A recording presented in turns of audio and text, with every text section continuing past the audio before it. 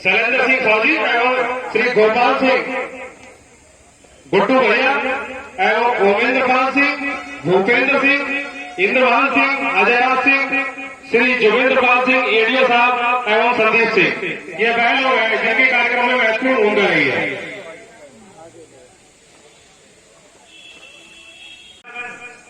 दातागंज से विधायक श्री राजीव कुमार सिंह बब्बू भैया के सपुत्र अतेंद्र प्रताप सिंह जी से अनुरोध है कि वह भी समाज के बीच में हमारे महाराणा प्रताप जी के संबंध में आवश्यक विचार जो है। क्षत्रिय बंधु बैठे हैं, ये यहाँ से दिखे और हमको आपको महसूस आवाज होनी चाहिए। भारत माता की। अब कुछ लगा। बहुत बहुत धन्यवाद। इस कार्यक्रम की अध्यक्षता कर रहे कार्यक्रम के अध्यक्ष महोदय हमारे बीच अभी कुछ देर पहले जिनका उद्बोधन हम सब लोग सुन रहे थे, मेरे मार्गदर्शक और जिन्होंने बदायूं जिले के प्रभारी रहते हुए मुझे राजनीतिक जीवन में पहले चढ़ने का अवसर दिया, ऐसे हमारे आदरणीय एमएलसी साहब राज सिंह जी जो हमारे बीच से अभी गए हैं, हमारे बीच उपस्थित मंच पर जिन्होंने बहुत क्षत्रिय बंधुओं आप सभी का आज के इस कार्यक्रम में देखिए, ये भी दुर्भाग्य की बात है कि मैं इस मंच के माध्यम से भी कह रहा हूँ कि कहीं ना कहीं आज हम क्षत्रिय बंधु, अभी अनिल राठौर जी का उद्बोधन मैंने सुना था, उन्होंने कहा एक दूसरे के भी हम बैरी हैं, हम एक दूसरे को भी गिराने पे रहते हैं। ये कहीं ना कहीं हमारे क्षत्रिय समाज में एक बहुत बड़ी कमी आज की तारीख में आ रही है। मेरा आपसे इस मंच के माध्यम से अनुरोध है, देखिए जब इस बार और उसका परिणाम आज हमारे आपके सामने सब लोग जो हमारे पूर्वजों ने, चाहे बड़े बड़े जो हमारे क्षत्रिय समाज के, क्षत्रिय कुल के जो राजा महाराजा रहे, चाहे वो महाराणा प्रताप जी हो, चाहे पृथ्वीराज चौहान हो, चाहे राणा सांगा जैसे महान योद्धा हो, जिन्होंने आगे पीछे कहीं ना कहीं इस समाज को एक नई दिशा और दशा देने का कार्य किया। जिसने भाटी घाटी का जो युद्ध है, इसमें 1500 जवान महाराणा प्रताप जी की सेना के जिन्होंने अपने प्राण न्यौछावर करे थे अपनी रक्षा करते हुए, वो इतिहास का सबसे बड़ा एक युद्ध रहा। उन्होंने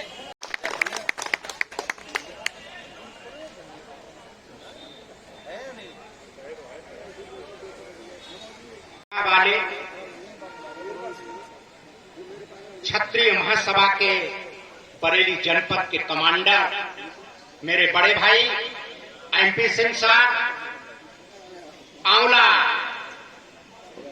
नगर पालिका के हमारे हर समय मुस्कुराते रहने वाले चेयरमैन भाई संजीव जी सक्सेना, हमारे भतीजे हमारे भाई साहब बब्बू भाई साहब के सुपुत्र अतेंद्र प्रताप सिंह जो कि दातागंज विधानसभा की एक ब्लॉक के ब्लॉक प्रमुख हैं, हमारी बेटी रंजना सिंह सोलंकी, मंचा सिंह, हमारे मंच पर डीवाईएसपी ठाकुर राजेश्वर सिंह जी, माइक्रोफोन के ठीक सामने बैठे हुए आंवला के मेरे परिवार के लोगों, मेरे बाईं तरफ हिंदुस्तान की मातृशक्ति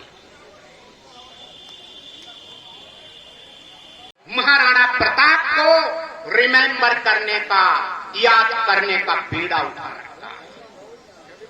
9 मई इतिहास कभी नहीं भुला सकता। हमारे इतिहासकार बैठे हुए हैं, हालांकि मैं इतिहास का स्टूडेंट नहीं रहा। 1980 में इंग्लिश से मैंने एमए किया था, वर्तमान बरेली कॉलेज से, परंतु इतिहास में मेरी बेहद रुचि है। मेरे सामने बैठे हुए मेरे परिवार के लोगों, प्रश्न नंबर 17, 18, 19, 20, 21 में बताया गया इतिहास तोड़ मरोड़ कर तुम्हारा प्रस्तुत किया। हमारे नौजवान बैठे हुए कहते हैं कि मां साहब को बुलवाओ, तब से कहा जा रहा है मां साहब को बुलवाओ। अपना डायरी पेन हमारे नौजवान निकालना। अभी 23 फरवरी को पुतिन ने अर्थात रूस ने यूक्रेन के ऊपर हमला किया। स्वीडन जेलेंस्की ने राष्ट्र को संबोधित किया, बोले मेरे यूक्रेन के लोगों, तुम्हें लड़ना है तो भारत के राजपूतों की तरह लड़ो। इतिहास है। अभी कहा जेलेंस्की ने, यूक्रेन के प्रेसिडेंट ने क्या कहा कि लड़ना है तो भारत के राजपूतों की तरह लड़ो। हम मुगलों से लड़े, हम अंग्रेजों से लड़े, अरे हम जो भी हमारे देश के खिलाफ खड़े हुए हम उनसे लड़े। आज उनको हम सेलिब्रेट करने आए। अपने मैं एक बात कहना चाह रहा हूं, बड़े सुंदर विद्वान वक्ता हमारे मंच पर बैठे हुए हैं, मैं उनका टाइम नहीं लेना चाहता हूं। आप भी बहुत घूमते होंगे, बहुत देर के आए हुए हैं। मैं चौहान हूं। हुजूरे आला मत पालिए घमंड को इतना, हुजूरे आला मत पालिए घमंड को इतना। अरे वक्त के समुंदर में कई सिकंदर डूब गए हैं, वक्त के समुंदर में कई सिकंदर डूब गए। अहंकार को मत पालो, सब एक हो जाओ। और जिस दिन तुम एक हो गए, हिंदुस्तान विश्व का गुरु बन के रहेगा, विश्व का प्रथम राष्ट्र बनकर रहेगा, जिससे क्षत्रिय एक हो गए। और ये सक्सेना साहब बैठे हुए हैं, यादव साहब बैठे हुए हैं। अभी हमारी बेटी तुल्य रंजना जी ने प्रश्न किया था कि यादव ये कौन थे। मैंने उनको सेटिस्फाई करने का प्रयास किया, परंतु मैं तुम्हें बताना चाहता हूं, जाति नहीं है हिंदुस्तान में, जाति कुछ लोगों ने पैदा कर दी। अरे गीता के 14वें अध्याय का 13वां श्लोक पढ़ लो, नोट कर लो। गीता का 4था अध्याय 13वां श्लोक क्या कहता है? श्री कृष्ण ने अर्जुन से कहा था, चातुर्वर्ण मया सृष्टा गुण कर्म विभाग सा। चातुर्वर्ण मया सृष्टा गुण कर्म विभाग सा। मैंने जातियां नहीं बनाई हैं, 4 लोग बनाए हैं, जन्म से नहीं, गुण कर्म विभाग सा। अब ठाकुरों पंडितों में से कोई टेलरिंग का काम करने लगा, वो दर्जी हो गया। व्यापार करने लगा, वो वैश्य हो गया। कोई और काम करने लगा, वो हो गया। ये सब हमारे अपने हैं, यादव हमारे हैं, सक्सेना हमारे हैं, ये कायस्थ हमारे हैं, ये सब हमारे हैं। एक हो जाओ सभी लोग।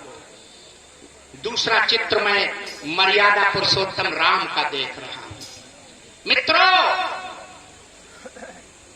अना की मोहनी सूरत बिगाड़ देती है, अना की मोहनी सूरत बिगाड़ देती है, अच्छों को जरूरत बिगाड़ देती है। किसी भी शहर के कातिल बुरे नहीं होते, किसी भी शहर के कातिल बुरे नहीं होते। अरे पनाह देके सियासत बिगाड़ देती है, पनाह देके हुकूमत बिगाड़ देती है। मैं मर्यादा पुरुषोत्तम राम के श्री चरणों में नमन करके एक सेंटेंस उनके लिए भी अर्पित करना चाहता हूं। मंदोदरी को पता चल गया, खिलौने की तरह, बच्चों की खेल की तरह 100 योजन पुल राम ने बांध दिया है। रावण को बुलाती है, समझाती है, रावण तुम्हारा वक्त आ चुका है, सीता को वापस कर दो। जिनके छूने मात्र से पत्थर तैरने लगते हैं, उनसे तुम कैसे जीत पाओगे? रावण ने कहा कि सीता को मैं कैसे वापस कर दूं? मंदोदरी तू पागल हो गई है क्या? राम के छूने से पत्थर तैरने लगते हैं। एक किला में से ईंट उखाड़ी और कुछ पढ़ा और हिंद महासागर में फेंक दी, ईंट तैरने लगी। मंदोदरी आश्चर्यचकित रावण का हाथ पकड़ा, अपने सिर पे रखा, क्योंकि रावण के 1000 रानियां थी। सबसे सीनियर, सबसे सुंदर मंदोदरी थी। मंदोदरी से कभी झूठ नहीं बोलता था, तो मंदोदरी ने रावण का हाथ अपने सिर पे रखा। बोले, रावण ये बताओ ये ईंट क्यों तैरने लगी? तो रावण ने कहा कि मंदोदरी, इस ईंट से मैंने कहा भी है, वो भी किस कदर तुम्हारी तारीफ करता है। मित्रों, ये मत समझो तुम्हारा सम्मान अगर नहीं हो पाया, मंच पे तुम्हें बैठने को नहीं है लगने। विश्व में अब तक शब्द भेदी केवल 2 हुए हैं, हाथ उठाओ कौन कौन जानता है? दशरथ और पृथ्वीराज चौहान। अपने बल को जानो। धनुष कोई नहीं उठा सका, कोई धनुष नहीं उठा सका। तो जनक ने क्या कहा था? वीर विहीन मही भय जानी। मुझे लग रहा है कि पृथ्वी वीरों से शून्य हो गई है। तो क्या कहा था लक्ष्मण ने? कंदुके ब्रह्मांड उठावो, जो जन सत प्रमाण लय थावो। अरे ये तो धनुष पूरी पृथ्वी को गेंद की तरह मैं उठा लूंगा और कांचे खट जिम डारो फोड़ी। ऐसे फोड़ डालूंगा जैसे कच्चा खड़ा फोड़ डाला जाता है। ऐसे में ऐसे बहादुर तुम्हारी कौम में हुए हैं, ऐसे बहादुर तुम्हारी कौम में हुए हैं। दोस्तों, एक चीज मैं आपको बताना चाह रहा हूं, सम्मान उन्हीं का हुआ फूलों के हार करता हूं। यहाँ उपस्थित सभी मंचासीन, यहाँ आए सभी हमारे क्षेत्र के महानुभाव, मातृशक्ति, सभी के चरणों में नमन वंदन करते हुए मैं फिर से आज की इस जयंती पर आप सभी लोगों को बहुत बहुत धन्यवाद देता हूँ। बहुत बहुत धन्यवाद भाई मित्रपाल जी। इसी कड़ी में हमारे अपने गृह ब्लॉक मझगवा के ब्लॉक प्रमुख युवा नेता भाई यशवंत सिंह जी से अनुरोध है कि वह भी इस महाराणा प्रताप जयंती के अवसर पर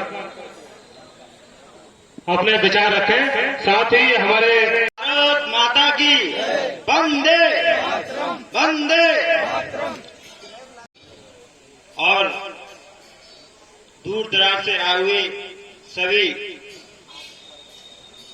क्षत्रिय समाज के लोगों को मैं उनके चरणों में नमन करता हूं, वंदन करता हूं, चरण वंदना करता हूं। साथियों, जिस प्रकार से आज महाराणा प्रताप की जयंती पूरे देश में धूमधाम से मनाई जा रही है, उसी के उपलक्ष्य में आज नगर औला में क्षत्रिय समाज द्वारा उनकी जयंती गत वर्ष की भांति इस वर्ष भी मनाने का काम जो किया है, मैं सभी क्षत्रिय समाज को बहुत बहुत बधाई देता हूं, धन्यवाद देता हूं।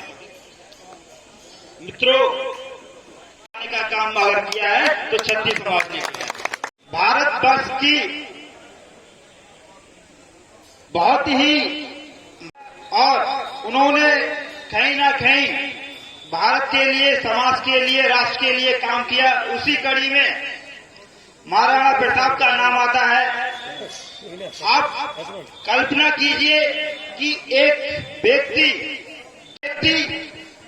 अपनी अलग ही छाप छोड़कर, ऐसे महापुरुषों की वजह से ही हम लोग इस आजादी का अमृत महोत्सव मना रहे हैं। इसके लिए आप सभी को बहुत बहुत शुभकामनाएं, बहुत बहुत बधाई। साथियों, जिस तरीके से महाराणा प्रताप ने अपनी सेना को इस समाज के लिए तैयार किया और अकबर को लड़कर उसको लोहे के चने चबाने का काम किया, वो ये सब समाज के लिए किया। हम लोगों को पढ़ाया जाता था कि अकबर एक महान व्यक्ति था और उसके विशेषताएं बताए। एक क्वेश्चन आता था कि अकबर महान है कि उसकी विशेषताएं बताएं। ऐसा व्यक्ति जो हमारे मंदिरों को खंडित किया, जिसने हमारी माता बहनों के साथ अत्याचार किया, दुराचार किया, जिसने नन्हे बच्चों को अनाथ करने का काम किया, ऐसा व्यक्ति कभी महान नहीं हो सकता। ऐसा व्यक्ति सिर्फ दुराचारी हो सकता है। उसको नमन करता हूं, वंदन करता हूं और इस मंच के द्वारा आप सबका बहुत बहुत स्वागत करता हूं, ताकि आप लोगों ने ऐसी जयंतियां मनाते रहें और ऐसे महापुरुषों को के बारे में हमारे युवा पीढ़ी को बताते रहें, ताकि इतिहास हमेशा ध्यान रहे। क्योंकि इतिहास जो पीढ़ी भूल जाती है वो भविष्य अपना अंधकार में रखती है। इसलिए हर युवा पीढ़ी को अपना इतिहास उजागर रखना चाहिए, अपना इतिहास जानना चाहिए। इसी के साथ मैं आप सभी को बहुत बहुत धन्यवाद देता हूँ, बहुत बहुत बधाई देता हूँ। नमस्कार। ठाकुर दीपाल सिंह जी और छत्री महासभा के जिलाध्यक्ष MP सिंह जी, बहनों, मैं ज्यादा कुछ नहीं कहना चाहता हूँ। मैं केवल इतना कहना चाहता हूँ कि हम हर वर्ष की जयंती की महाराणा प्रताप जी की 850वीं जयंती मना रहे हैं। इससे पहले ही मनाते हैं, आगे भी मनाते रहेंगे।